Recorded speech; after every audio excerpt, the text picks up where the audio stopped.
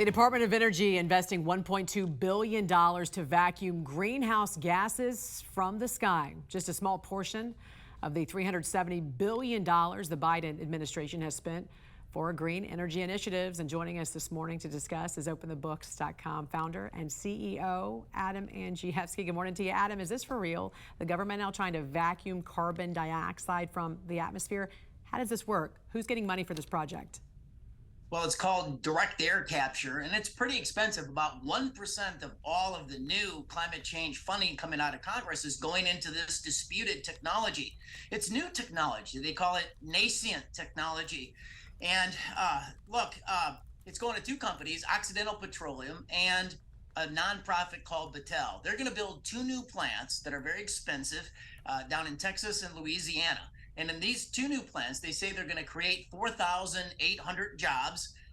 And the goal of it is to suck from the sky 2 million metric tons of CO2 each year. Now, Jan, that's, they say, equivalent to 500,000 cars and what those cars would pollute in a given year. Now, I took a look at the number of cars across the United States. It's 300 million.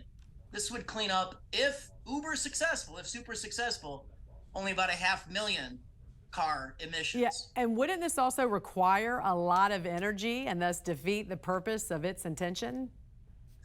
Well, that's what Al Gore says. Al Gore's back with a TED Talk, and he says this technology, it allows the oil and gas producing companies to keep burning fossil fuels. Al Gore wants to get rid of fossil fuels, but he says that in the early stages right now of this technology, it creates the energy to suck the pollution out of the sky is more than the benefit received. So look, there's an ongoing taxpayer cost to this as well.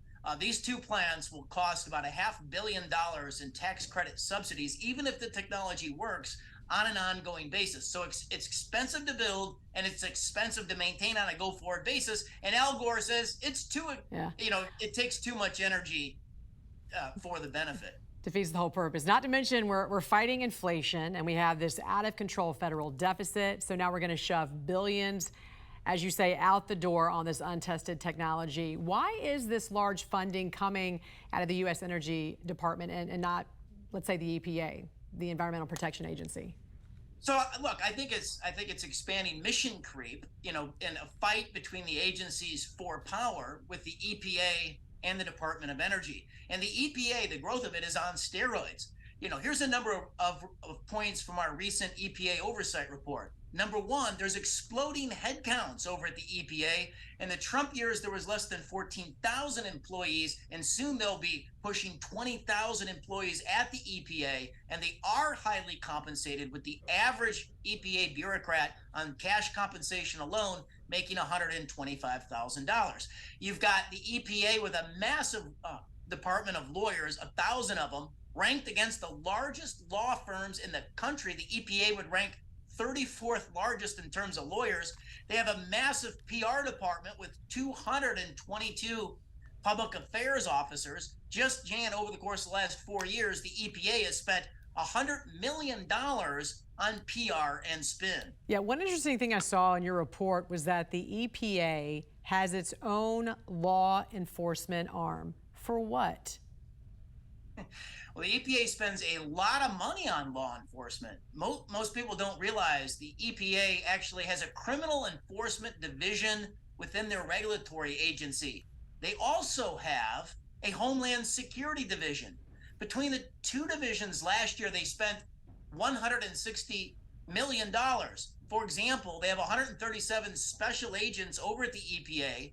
These are agents with arrest and firearm authority and armed with the latest in guns, ammunition, and military-style equipment. They also have 221 support officers in the criminal division and in their intelligence division.